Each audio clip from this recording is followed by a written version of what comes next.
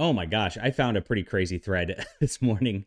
There's not a lot of pop culture news going on right now with the Israeli conflict going on because, of course, that's what's on everybody's minds. Everybody's holding their breath in case this escalates into World War III, and we sincerely hope this doesn't on the channel, of course. So I found this thread of this guy that is going viral about Star Wars, and they're going back to the old, if you criticize Star Wars, you're a white supremacist narrative here. This is absolutely wild, and naturally the guy uses Twitter as a full thread, so you can get the full experience of somebody just ranting like a lunatic on the internet about Star Wars. And that's what these people are, the Star Wars stands at this point, lunatics, because the show's sucked for a long time. The movies have sucked for a long time. Really, I mean, go back even to the prequels. No, those prequels were terrible. They're not like okay in retrospect. They sucked. Stop. I don't know why people still care about this franchise, but you know, marketing is marketing. So here's what we got. Andres Cabrera says, a lot of people forget this, but there's a direct correlation between the white supremacist crowd and the unbridled hatred of Star Wars sequels. I saw in real time as they scouted out the Star Wars fandom as a potential haven for spreading their hatred message. I'm not spreading hatred message. Well, I hate Star Wars. That's true. But I don't hate any group in particular. And if you hate Star Wars and you like, you know, science fiction and stuff like that, I produce a lot of that over on my Subscribestar. I'd love for you to sign up. I also have books available on my online bookstore at delarose.com. So please check these out. They're a much better alternative to Star Wars, and you'll be happy at the end of the day. So thank you for allowing me to shill my book in the middle of this right here. And don't forget to hit the like and subscribe button because we're growing. Things are a lot of fun, and I want to have you on board having fun with us. While Andres here doesn't, squad leader Ace on Twitter doesn't have this. Host of the Meaning of podcast. Oh boy, geeks of color. It started with a straightforward racist approach to hating on The Force Awakens because a black stormtrooper was one of the leads of the movie. When their target audience didn't fall in line with that blatantly racist take, they moved on to the good old-fashioned misogyny. Oh boy.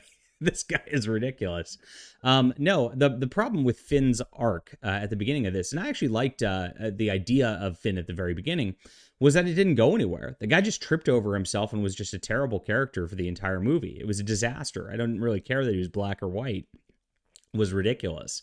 I actually wrote my own story because I thought the idea of a servant of the Empire kind of getting moral qualms about what was going on and getting that kind of PTSD was a very interesting starting point for a character myself.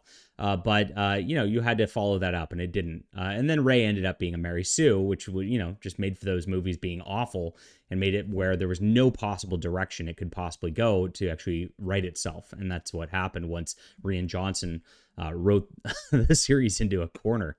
The hatred of Rey came from a massive point of Star Wars channels. As soon as the TFA comes out as Force Awakens, nearly every corner of Star Wars YouTube featured this targeted campaign against Rey. Well, I mean, the movie sucked, bro. That's all it was. It was a rehash of A New Hope that was poorly done, without the emotion, without you caring about the characters, with a strong female lead who has nothing to do with anything, and some black guy. That's all it was. Like, I mean, that they literally just rebooted it with minorities and a woman in the lead. Just to do that. There was no plot to it. It was stupid. The coordinated effort created similar talking points across variations for several online spaces. An important thing to remember is that these takes came from the same people. The same ones who were screaming and crying there was a black lead in Star Wars were the same ones. Yeah, they didn't like Star Wars. Everybody didn't like these movies. And he then goes off on The Last Jedi. I don't know that I can read this entire thing because he just stops. I guess we're almost halfway there. After The Last Jedi, all hell broke loose because the movie sucked. That's all. The message became even more effective with camouflage talking points made even more sensible and relatable while still harboring the same theme. Oh my gosh. This guy's mad at the internet is what he is. The problem is the sentiment is still alive and growing within the Star Wars community. We saw the hatred against Reva and Obi-Wan, again, a show that sucked. Too many female characters take against Ahsoka. Well, yeah, I mean, it was. And it goes. All became most imperceivable regular from Star Wars fandom. Andres, this is an action show. It's an action fighting show. That is a show geared towards men/little boys. When you try to put a bunch of women in charge and things like that, you're trying to make a fighting action show geared towards women. Women don't really want that. They want the Barbie movie. We saw that this summer exactly. They want something more along the lines of that. And so this is just men and women are different, my friend. And of course, when you tell your core audience, we don't want you. We don't want the men anymore. We're going to go capture this different audience. All you end up with is zero audience, and everybody just kind of not happy because you just made something that's targeted towards no one at the end of the day. And that's what happened here. It's really sad. And these movies sucked. Don't forget that. Clearly, I'm not saying a dislike or disappointment in a recent Star Wars project equates the worst of fandom, but there is a distinct bad faith portion of Star Wars fandom that has become effective in their messaging as branding as just speaking the truth. Well, it is just speaking the truth, buddy. And he calls it out here because he knows that's what it is. The truth is, online grifters have grown exponentially in recent years, and it's important to remember a lot of them chose Star Wars as pop cultural watering ground to cultivate further hateful themes and capture attention of an overly eager fan base.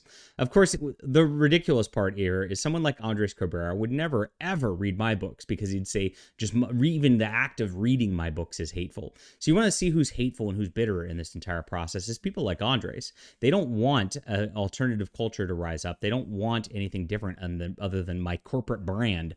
Otherwise, they don't feel like they're in control. They don't feel like they have their community online. And that's what this is all about at the end of the day. It's really sad. It's really beta and it's really low energy. That's why we make our own stuff here instead of just complaining about it.